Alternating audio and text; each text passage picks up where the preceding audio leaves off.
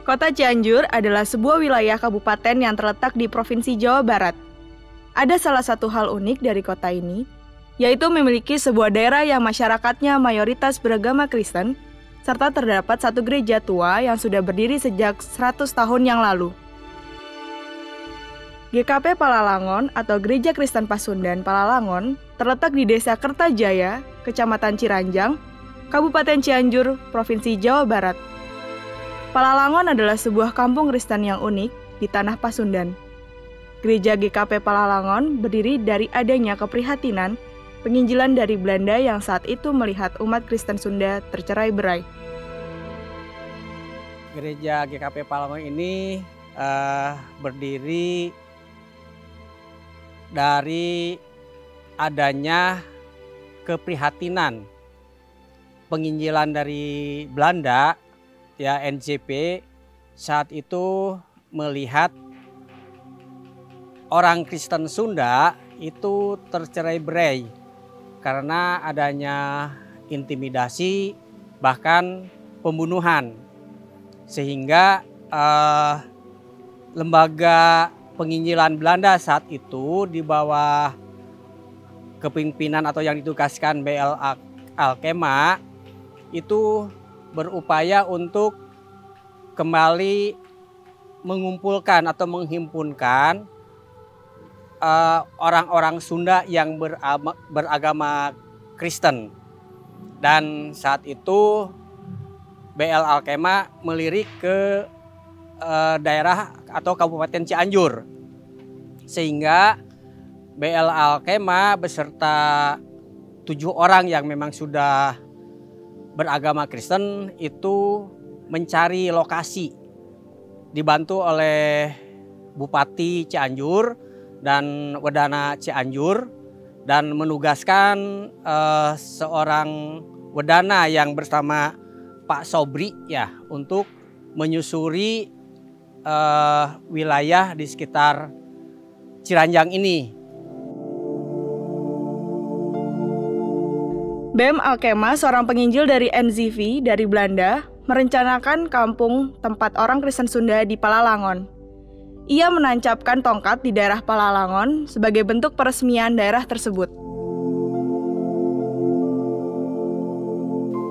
Dimulai dari penyusuran ke daerah aliran Cisokan dan Citarum, sehingga satu waktu mereka ini terperosok di tebing di daerah Lewikuya yang saat itu adalah alirannya masih aliran Citarum.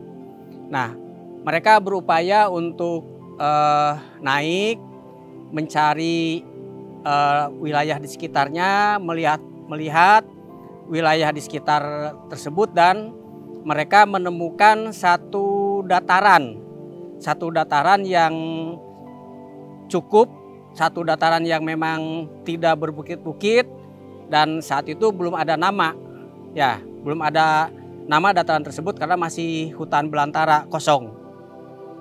Dan saat itu mereka mulai meneratas, mulai menebang pohon, dan tentunya dengan seizin dari Wedana tadi, ya. Dan saat itu BM Alkema, seorang penginjil dari NJV itu dari Belanda, mencanangkan bahwa disinilah kampung tempat orang Kristen Sunda, sehingga dan dengan simbolis BL Alkema ini menancapkan tongkat, ya, sambil mengatakan tersebut.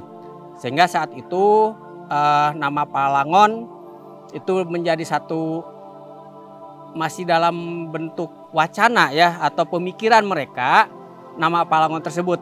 Dan nama Palalangon tersebut disahkan atau dinyatakan di nama Palalangon resmi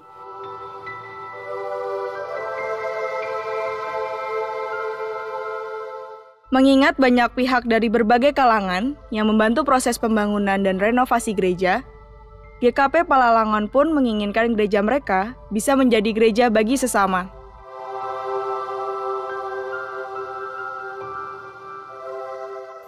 Misi dan visi gereja adalah gereja kami sesuai dengan ketentuan dari sinode.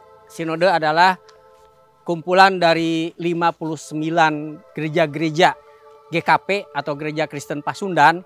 Itu ada 59 dan dalam sidang sinode itu diputuskan untuk misi gereja Palangon di dalamnya adalah gereja bagi sesama.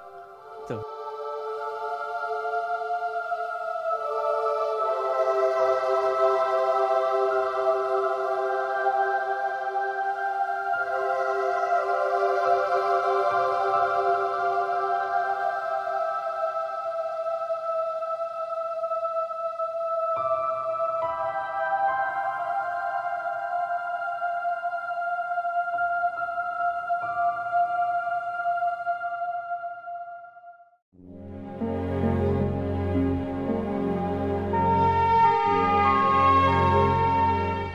Sejak tahun 1936, konsep nuansa bangunan GKP Palalangon berbentuk salib. Bangunan tersebut dirancang oleh seorang arsitek bernama Bapak Stefanus Kaiin.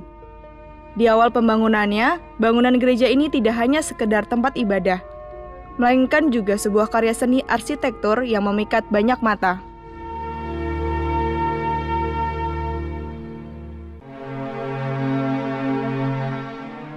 Saat itu para penginjil memberikan tugas atau minta bantuan kepada penginjil yang bernama Stefanus Kaiin untuk membuat gambar tentang bangunan gereja ini. Sehingga Bapak Stefanus Kaiin ini membuat gambar bahwa gereja ini dalam bentuk salib. Itu dari tahun 1902 sampai sekarang bentuk bangunan dan luasnya tetap.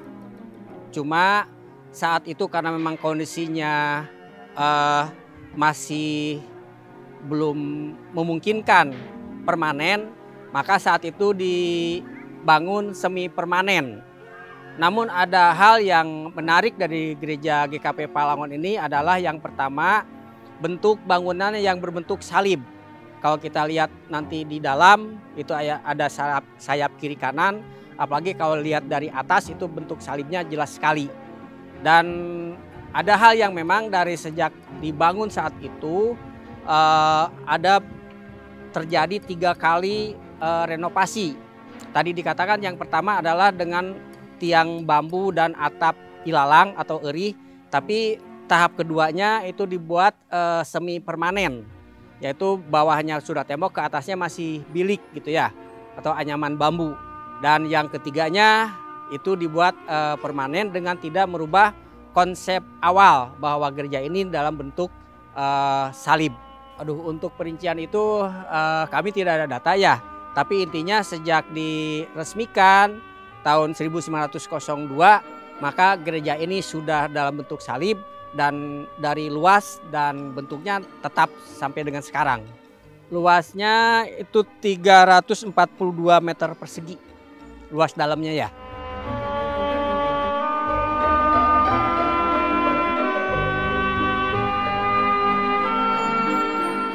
Ada beberapa benda yang tidak mengalami perubahan di dalam gereja ini.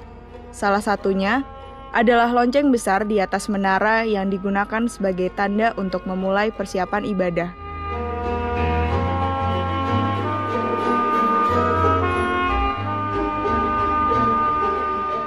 Di dalam gedung gereja itu ada mimbar besar ya, itu mimbar besar itu untuk mengkhotbah ya. Terus ada mimbar kecil itu untuk liturgos, dan tentu saja bangku kayu jati yang aslinya itu untuk tempat duduk jemaat. Juga ada lonceng besar di atas menara. Itu dari sejak didirikan sampai sekarang masih tetap dan digunakan sebagai tanda untuk mulainya persiapan ibadah dan mulainya ibadah. Itu juga dibuat sejak bangunan ini ada. Ya, kalau kita lihat di depan itu Kristus damar dunya, artinya bahwa Tuhan Yesus itu adalah terang dunia. Ya. Terus yang di dalam itu bahasanya apa? Tapi itu di dalam juga ada ya, dalam arti ada arti tersendiri, sejarah tersendiri itu di dalam.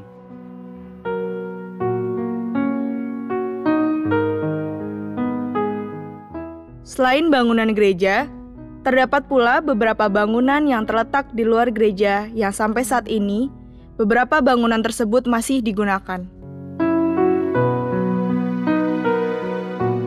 Tentu saja sebagai penopang dari keberadaan gereja ini untuk para pendeta, khususnya para pendeta, dan dulu untuk para penginjil. Nah, untuk para penginjil dulu disediakan rumah yang di sebelah kiri saya itu didirikan sebelum gereja ini ada. Itu guru khusus rumah untuk guru penginjil. Dan setelah itu kami membangun rumah konsistori ya, pastori untuk rumah pendeta. Selain rumah pendeta, lalu berikutnya ada kami bangun gedung Alkema ini sebagai gedung serbaguna. Itu bisa digunakan untuk disewakan kepada jemaat maupun di non jemaat, itu untuk perayaan atau resepsi. Dan gedung Alkema ini kami pergunakan juga kalau kami ada momen-momen khusus, misalkan untuk momen Paskah, momen syukur tahunan atau syukur jemaat, itu kami menggunakan gedung Alkema ini sebagai tempat ibadah. Selain gedung Alkema juga ada rumah koster di belakang gedung gereja. Juga di sebelah kanan ada TK Geten. Ya, TK Geten juga bagian dari pelayanan Gereja Kristen Pasundan Palangon ini. Juga ada rumah diakonia. Rumah diakonia ini diperuntukkan bagi anggota jemaat yang berstatus janda kebanyakan, yang memang dia tidak punya tempat tinggal atau keluarga. Maka kita tempatkan di sana, dan saat ini asalnya 3 unit, kami bangun baru, itu baru ada 2 unit. Ya, dan ditempati saat ini oleh 2 orang anggota jemaat kami yang berstatus janda. Selain saung, ya ada juga gedung BKK ini ya.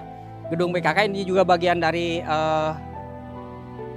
harta milik kami, GKP Palangon. Cuma ini awalnya untuk balai pengobatan, namun karena tidak terlaksana sehingga kami gunakan untuk perpustakaan. Sekalipun bangunan ini belum selesai, tapi sudah kami manfaatkan untuk perpustakaan sama ibadah komisi pelayanan anak kalau hari Minggu. Dan di belakang sana ada saung sawala namanya. Saung sawala ini adalah saung yang memang waktu itu diinstruksikan oleh pemerintahan sebagai tempat masyarakat atau jemaat ngobrol atau berkumpul untuk mendiskusikan hal-hal yang berkenaan dengan kemasyarakatan. Awalnya sih seperti itu. Lalu di belakang itu ada toilet ya, toilet untuk perempuan dan untuk laki-laki.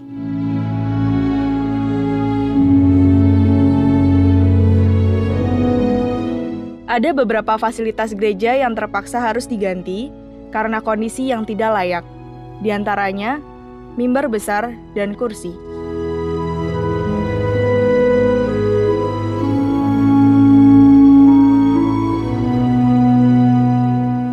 Untuk fasilitas yang diganti ya itu mimbar ya, mimbar besar.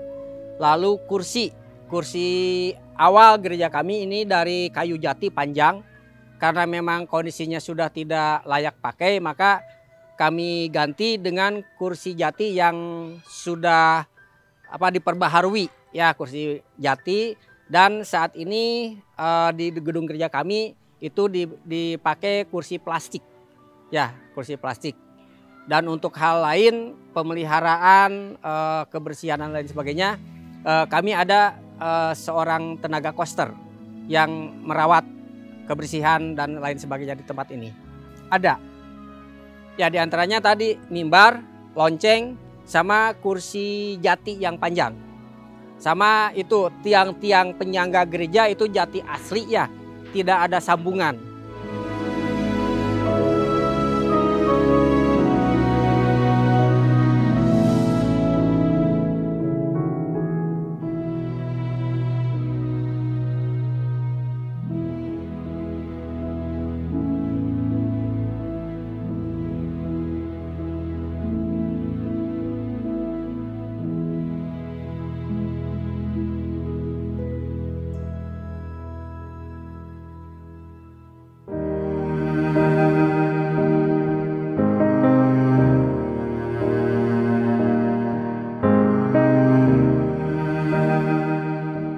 Bicara tentang bangunan gereja, tak lengkap rasanya jika tidak membahas tentang keorganisasiannya dan juga keanggotaan jemaatnya.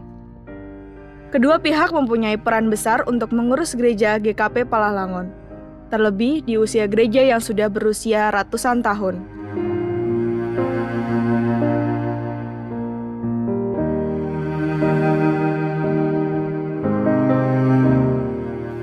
Perkenalkan, nama saya Riki Albert Sinaga. Saya adalah Vikaris GKP Jemaat Palalangon yang saat ini sedang menjalani masa vikariat atau persiapan menjadi seorang pendeta GKP.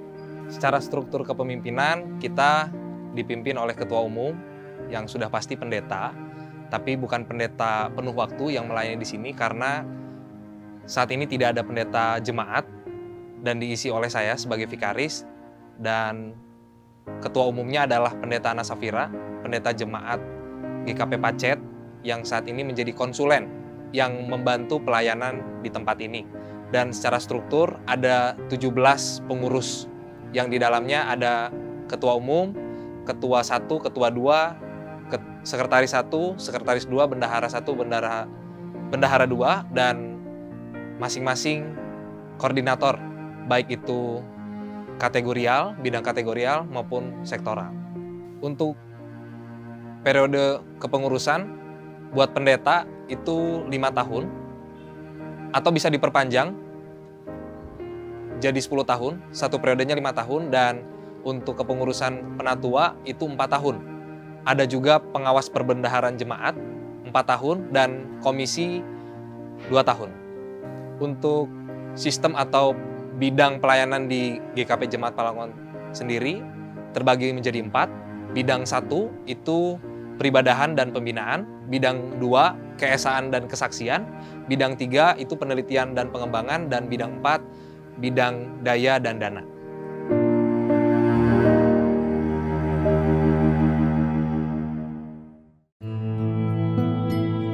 Keunikan dari Gereja Kristen Pasundan Palalangon, mereka memiliki ibadah berbahasa Sunda yang dilakukan 2 kali selama setahun. Kegiatan yang secara rutin dilakukan adalah ibadah rutin minggu, kebaktian kategorial, rapat majelis jemaat, latihan paduan suara, dan juga perkunjungan kepada anggota jemaat. Kalau untuk waktu ibadah atau kebaktian di GKP Jemaat Palalangon, kebaktian minggu itu dilakukan sebanyak 2 kali. Kebaktian pertama itu jam 6.30 dan kebaktian kedua jam 9.30. Untuk kebaktian anak itu jam 8 di hari Minggu, dan kebaktian-kebaktian kategorial itu terpisah di hari biasa. Di GKP Jemaat Palalangon sendiri ada kebaktian model Sunda. Dilakukan 1 tahun 2 kali. Untuk momen perayaan khusus ada kebaktian Paskah, ada Pentakosta, perayaan syukur tahunan jemaat, HUT RI, dan juga Natal.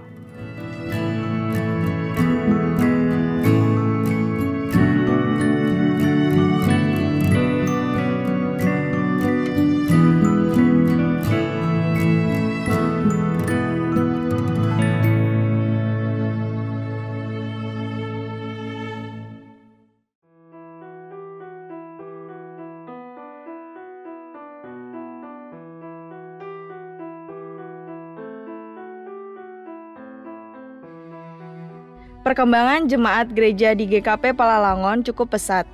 Jemaat sendiri didominasi oleh suku Sunda yang berasal dari beberapa wilayah.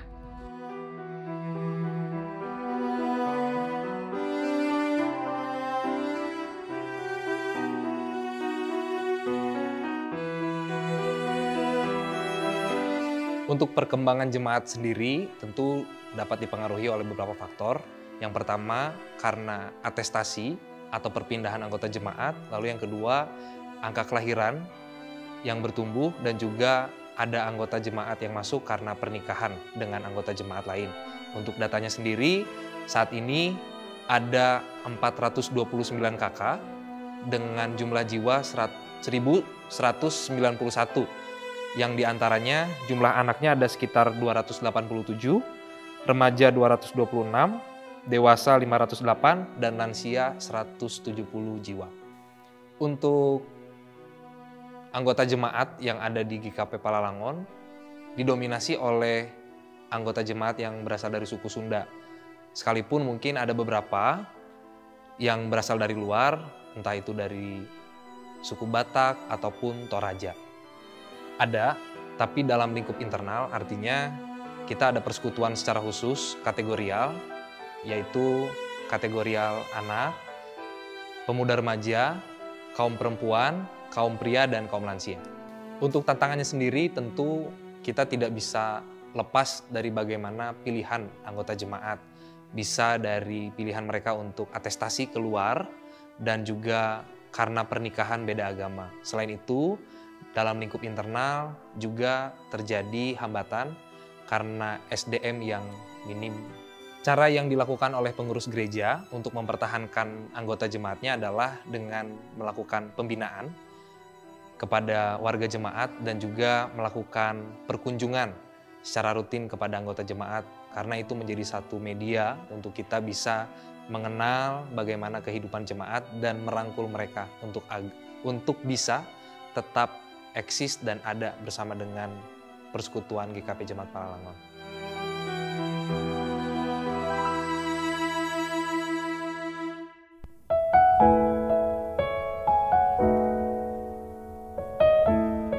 Toleransi beragama sangat besar terjadi di sekitar gereja GKP Palalangon.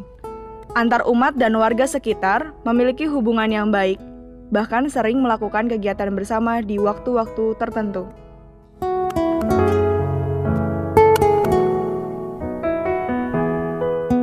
Kalau bicara toleransi, kita sebagai warga jemaat GKP Palalangon sudah sedari dulu memiliki hubungan yang baik bersama dengan umat beragama lain yang ada di sekeliling kami. Dan itu sudah terjadi dari generasi-generasi sebelumnya dan itu masih terawat hingga hari ini.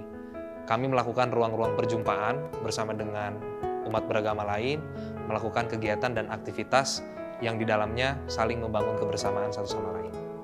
Seperti yang tadi sudah disampaikan ya, kita membangun hubungan yang baik tanpa saling memusuhi, tanpa saling menghakimi, tapi lebih kepada melakukan aktivitas-aktivitas yang di dalamnya kami saling menerima satu sama lain.